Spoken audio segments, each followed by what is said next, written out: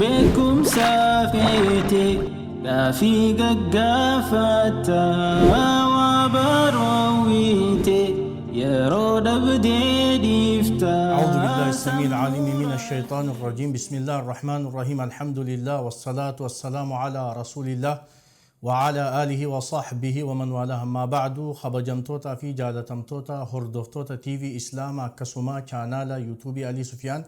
السلام عليكم ورحمة الله وبركاته. توني سجنتا غافي في ديبسا مرسا أفرفا كتا تكفى بداسني إسي بري كما دبا لماتي غافين أكا أرمانغدي خنا نوالين ترى إدو دوا قوتي دا غافي تكفى هاتي إرجما ربي صلى الله عليه وسلم هنگم تكا إرجما ربي هرمه هوسيسته غافي لمفا نبي ربي صلى الله عليه وسلم أبوليا وجين دالته خنجم أبا نما ميك أكأبا غافي صدفا توفتالي قريشين دعوة إسلاما دامسوف فيدما ترنتر ريسي غافي أفرفا رسول صلى الله عليه وسلم حفصة بنت عمر ابن الخطاب يوم فوله غافي شنفا مسلموني عيد الأضحى يرو دراتي في يوم خبجا غافي جهفا دولي بدري قدان يوم قدامي غافي تربفا رسول صلى الله عليه وسلم إرجمت ورانا تندر إرجي برخمي هو جنان ورانا هو إنيو غافي سدتفا دولي درا تن إرجما ربي نبي محمد صلى الله عليه وسلم قولي دولتمي غافي سجلفا الغزوة جتشون مال جتشورة غافي كرنفا دولي رسول صلى الله عليه وسلم خيس هنجره مال جأمة فيلنو غافي تكفى رسول صلى الله عليه وسلم أصو سجود الرجرو خن مرمه إساء الرئجته إنيو ابن دغنا باء أبو طالب جاء عقبة ابن أبي معيط دا أبو جهل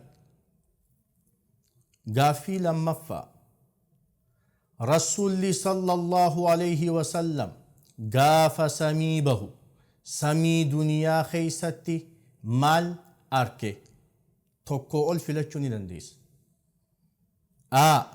حالة ورنا مهامتو اتين الزبم با حالة ور زناد لغو اتين الزبم جا حالة ور ربا يوخين دلنياتو اتين الزبم أركي دا في جان سريلا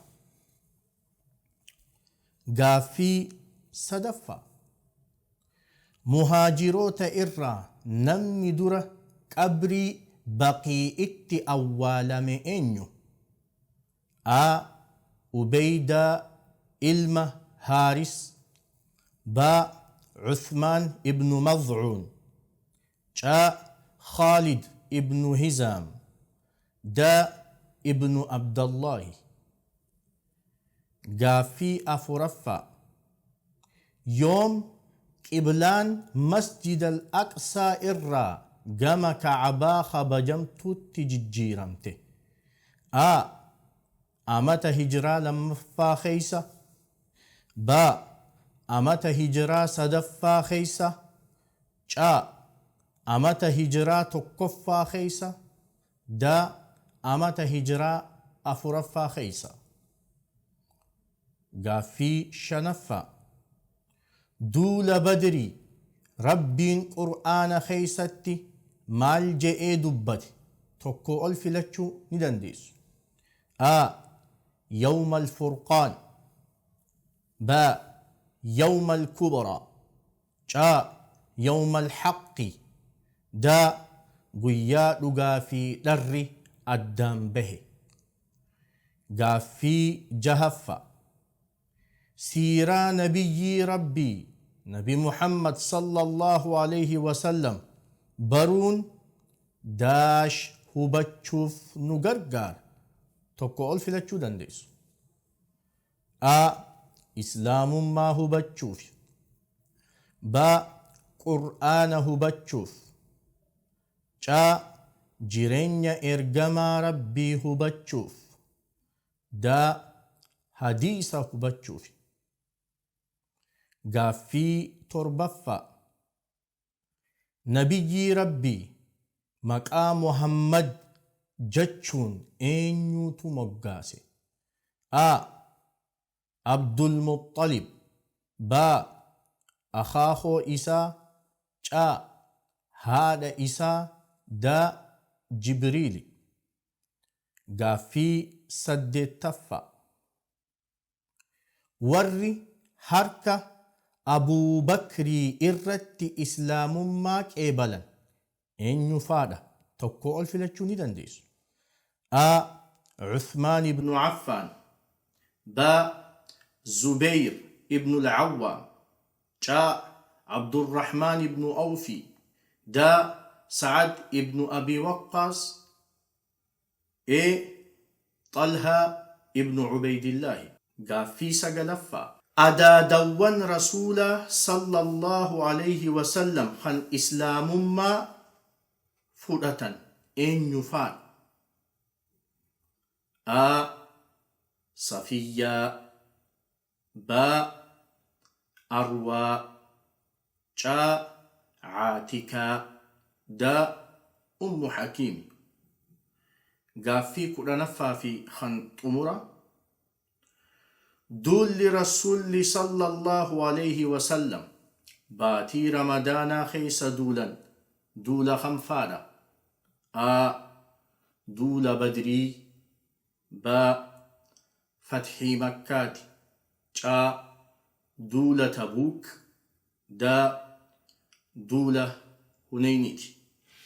Kabajamtoota obboleen islaamaa yeroon gaaffii fi deebisaa kana fanname sa'aatii torba qofa.